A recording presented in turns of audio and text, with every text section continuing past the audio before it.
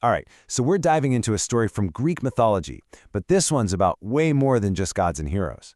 We're talking about a tale of love, of some serious, lethal jealousy, and a grief so powerful it literally, and I mean literally, changed the landscape. So that brings us to the real puzzle at the heart of this whole thing, right? How on earth does a myth that ends in a truly horrific, bloody death become the foundation for one of the biggest, most joyful festivals in ancient Sparta? It doesn't quite add up, does it? Well, let's unpack it. Okay, so the story really boils down to three main players. They're all caught up in a classic love triangle, but, one that turns out to be incredibly dangerous. First up, you've got Apollo. We all know him, right? A Major League Olympian god. Light, music, prophecy, healing, the whole package. But he was so completely head over heels for his new love that he apparently started slacking on his sacred duties at Delphi, just to hang out with him. That's some serious devotion. And the object of all this affection? That was Hyacinthus. He was a Spartan prince, the son of King Amyclas, and was said to be so staggeringly beautiful that he didn't just catch the eye of one god, he had multiple gods vying for his attention. And in the end, he chose Apollo. And then there's our third player, Zephyrus, the west wind. Now, you normally think of Zephyrus as the good guy, the gentle breeze that brings springtime. But not in this story. Oh no. Here, he's the spurned rival, and let me tell you, his jealousy has a devastatingly sharp edge. So, Apollo and Hyacinthus are inseparable. They spend all their time together, athletics, music, you name it, it's all perfect. But then one day, a simple game of discus goes, it goes horribly, horribly wrong. Picture this. Apollo, being a god and all, just launches this incredible throw. The discus goes soaring, and Hyacinthus, probably trying to show off a little for his lover, runs to catch it. But then, bam, a sudden, violent gust of wind just materializes out of thin air, grabs that heavy metal disc, and smashes it right into the prince's head. So, was it a freak accident, or was it straight-up murder?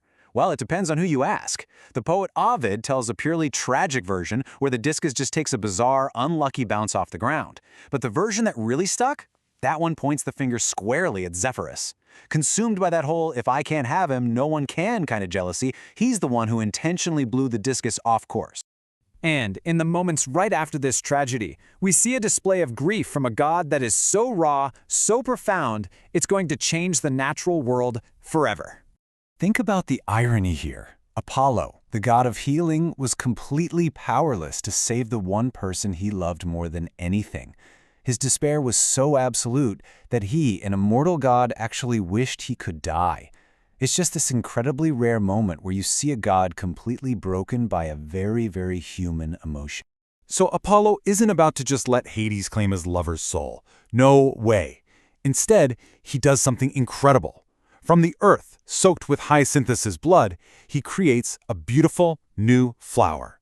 Now, an interesting little tidbit, we call it the hyacinth today, but if you look at the ancient descriptions, it was probably something more like a larkspur, or maybe even an iris.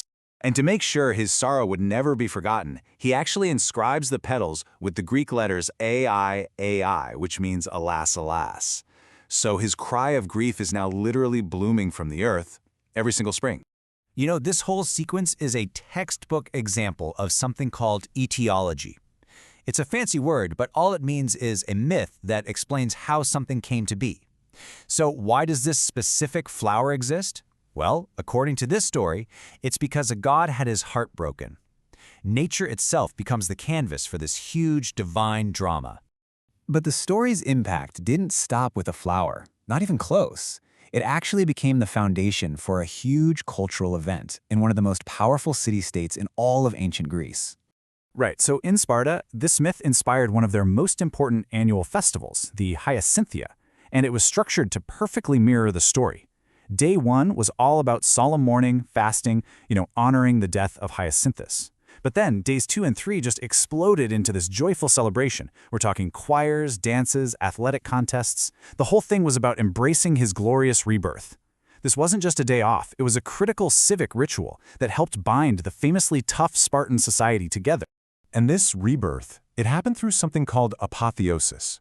Another cool term, it's when a mortal is elevated to divine status, basically becoming a god. See, in the Spartan version of the myth, the story got a triumphant ending. Apollo flat out refused to accept death as the end. He resurrected Hyacinthus and brought him to Mount Olympus to live as an immortal. And for a warrior culture like Sparta, can you imagine a better ending? This was the ultimate victory, a mortal beating death itself to become a god. So as you can see, the story of Hyacinthus is so much more than just a sad love story. Its real power, its lasting legacy, is in how it branched out and touched so many different parts of the ancient world.